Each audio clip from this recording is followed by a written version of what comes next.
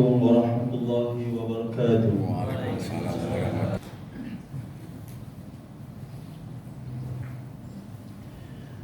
الحمد لله القائل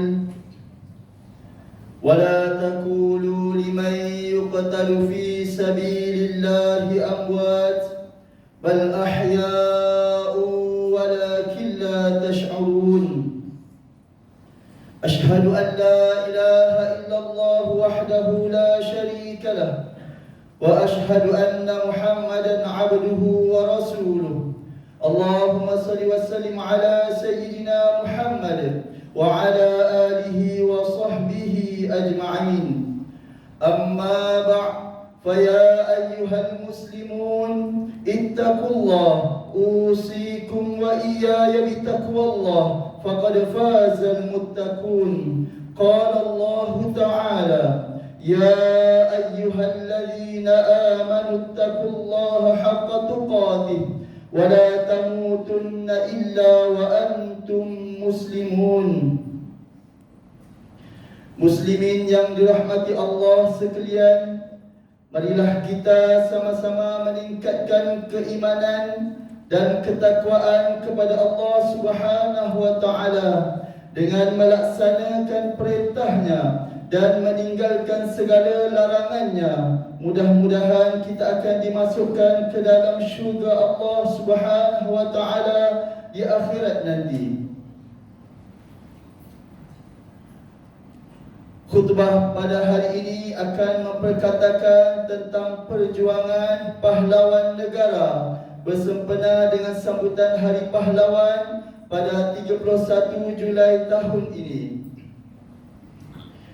Dalam sejarah negara kita, memang tidak pernah ketandusan dalam melahirkan pahlawan-pahlawan negara yang terbilang dan berjasa sehingga pihak penjajah tidak pernah merasa aman selama menduduki negara ini.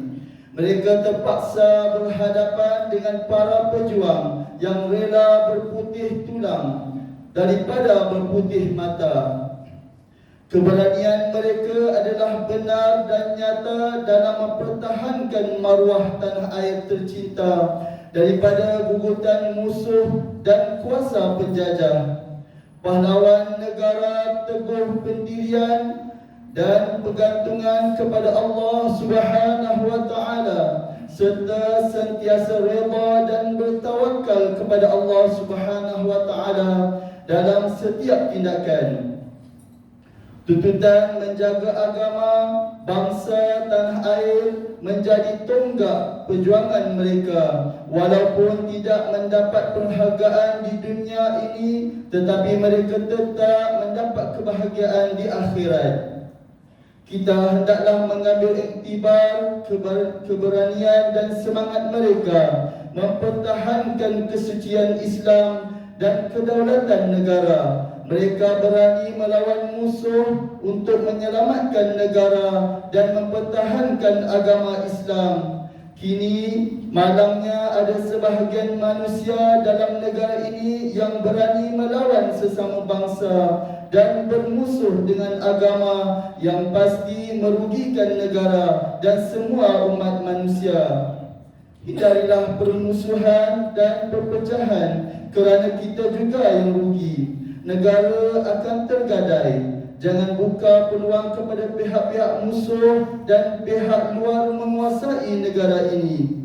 Peringatan ini disampaikan oleh Duli Yang Maha Mulia Sultan Selangor dengan menitahkan melalui kenyataan media 4 Julai 2022 bahawa kekuatan sesuatu bangsa terletak kepada semangat perpaduan dan pegangan kepada agama Islam. Sesebuah tamadun dan negara boleh runtuh seandainya kita tidak bersatu padu bekerjasama dalam mempertahankannya. Hadirin Jumaat yang dimuliakan, ramai yang tidak sedar akan pengorbanan dan perjuangan pahlawan negara yang tiada galang gantinya demi memastikan negara bebas daripada penjajahan dan ancaman musuh. Jasa dan perwiraan Angkatan Tentera Malaysia Polis Diraja Malaysia, agensi keselamatan dan tokoh-tokoh negarawan sebagai pahlawan negara hendaklah dikenang, disanjung serta didoakan agar terus dirahmati Allah Subhanahu wa taala. Jasa mereka tidak sewajarnya kita lupakan, kerana kita tidak mungkin kecapi apa yang ada kini sekiranya bukan kerana pengorbanan dan perjuangan mereka.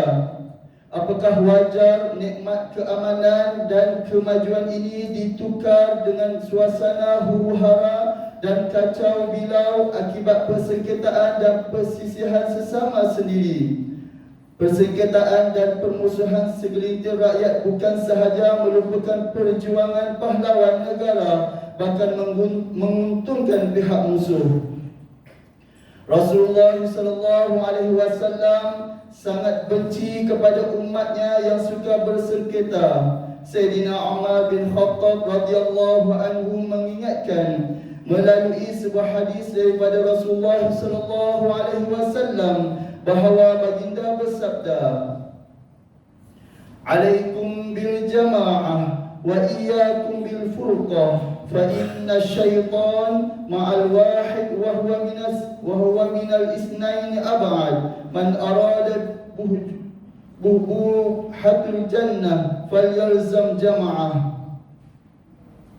Hendaklah kamu sekalian selalu bersama jemaah muslimin, dan berwaspadalah kalian daripada berpecah belah, kerana sesungguhnya syaitan itu selalu bersama orang-orang yang bersendirian, sedangkan ia dari dua orang adalah lebih jauh lagi. Barang siapa yang menginginkan tempat terbaik di dalam syurga, maka hendaklah ia tetap bersama jemaah muslimin. Riwayat Tirmizi. Hadirin Jumaat yang dikasihi sekalian, keselamatan dan kedaulatan negara yang dipertahankan adalah suatu tugas mulia dan suatu tuntutan syariah untuk menegakkan agama Allah di muka bumi ini. Inilah perjuangan pahlawan negara dengan penuh taat, sabar dan ikhlas bagi memastikan Islam terpelihara, negara terjaga dan rakyat terbela.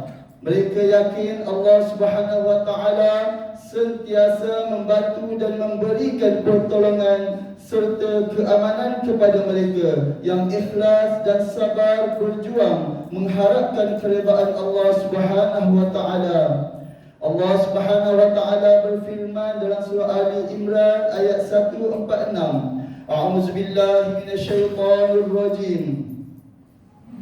Wa ka'ayyin min nabiyyin qatala ma'ahu ribbiyuna katsirun fama wahanu lima asabahum fi sabilillah wa ma dha'afu wa mastakanu wallahu yuhibbus sabirin. Dan berapa ramai dari nabi-nabi dahulu telah berperang dengan disertai oleh ramai orang-orang yang taat kepada Allah, maka mereka tidak merasa lemah semangat akan apa yang telah menimpa mereka pada jalan agama Allah, dan mereka juga tidak lemah tenaga dan tidak pula mahu tunduk kepada musuh. Dan ingatlah, Allah sentiasa mengasihi orang-orang yang sabar. Hadirin yang dirahmati Allah Subhanahu wa taala sekalian, dalam sejarah Islam, ramai pahlawan Islam yang bersemangat jihad yang tinggi dan kuat seperti Sayyidina Hamzah, Khalid bin Al-Walid, Tariq bin Ziyad, Salahuddin Al-Ayubi dan lain-lain lagi. Manakala pahlawan negara pula adalah seperti Mat Kilau bin Imam Rasul, Haji Hasan bin Munas atau Tok Janggut, Tuanku Abdul Rahman Putra Al-Haj, Tun Abdul Razak, Lieutenant Adnan dan Sarjan Hasan. Mereka ini semua berjihad dan berkorban jiwa untuk mempertahankan negara dan membantu dalam menjaga keamanan. Mudah-mudahan mereka diberi ganjaran dan kedudukan yang tinggi di sisi Allah Subhanahu wa taala. Kejayaan mereka dalam perjuangan adalah kerana mereka berdisiplin, amanah, jujur dan ikhlas dalam berjuang. Oleh itu, jagalah akhlak dan tingkah laku kita bagi menjamin kestabilan dan mengekalkan keamanan negara. Amalkan disiplin yang tinggi, jujur dan amanah dalam sebarang pekerjaan, kerana orang yang jujur lagi beramanah akan beramanah akan malu kepada dirinya dan malu kepada Allah Subhanahu wa taala apabila ia ingin melakukan perbuatan pecah amanah dan perkara-perkara keji. Hadirin Jumaat yang dimuliakan, mengakhiri khutbah ini, marilah kita mengambil pengajaran seperti berikut. Pertama, umat Islam hendaklah memiliki pegangan akidah yang kuat dan yakin bahawa perjuangan mempertahankan Islam, bangsa dan negara pasti diberikan pertolongan oleh Allah Subhanahu wa taala. Kedua, umat Islam hendaklah mencontohi kehidupan pahlawan negara yang berjuang kerana Allah untuk menegakkan Islam, bangsa dan negara. Ketiga, umat Islam hendaklah sedar bahawa kehancuran sesebuah negara itu pasti berlaku jika pemimpinnya mementingkan diri sendiri, sentiasa berpolitik kotor, berakhlak buruk dan umatnya yang bercerai-berai dan bermusuhan sesama sendiri. A'udzubillahi minasyaitonirrajim. Wa'tasimu bihablillahi jami'an wa la tafarraqu واذكروا نعمة الله عليكم إذ كنتم أعداء فألف بين قلوبكم فأصبحتم بنعمته إخوانا وكنتم على شفا حفرة من النار فأنقذكم منها كذلك يبين الله لكم آياته لعلكم تهتدون. Dan berpegang teguhlah kamu sekalian kepada tali Allah, iaitu agama Islam, dan janganlah kamu bercerai-berai, dan kenanglah nikmat Allah kepada kamu ketika kamu bermusuh-musuhan semasa jahiliah dahulu. Lalu Allah menyatukan di antara hati kamu sehingga kamu bersatu padu dengan nikmat Islam, maka menjadilah kamu dengan nikmat Allah itu orang-orang Islam yang bersaudara. Dan kamu dahulu telah berada di tepi jurang neraka disebabkan kekufuran kamu semasa jahiliah. Lalu Allah Subhanahu wa taala selamatkan kamu dari neraka itu disebabkan nikmat Islam juga. Demikianlah Allah menjelaskan kepada kamu ayat-ayat keterangannya supaya kamu mendapat petunjuk hidayahnya. Surah Al-Imran.